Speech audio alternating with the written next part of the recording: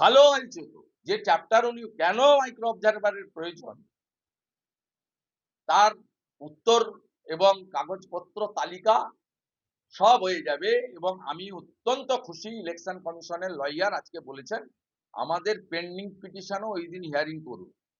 ওই পার্টটা তো ওপেন হয়নি আজকে, ওখানেই তো বলা আছে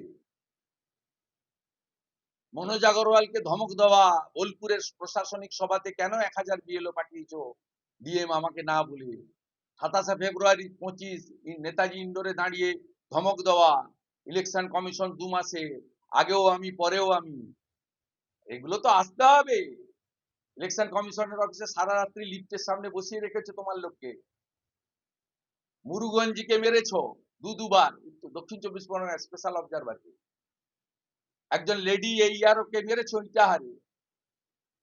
ইলেকশন কমিশনের সঙ্গে যা যা ডাটা এন্ট্রি অপারেটর দাওনি, তাদের পিটিশনটাও তো আজকে তারা খুব রাইটলি পয়েন্ট আউট করেছে।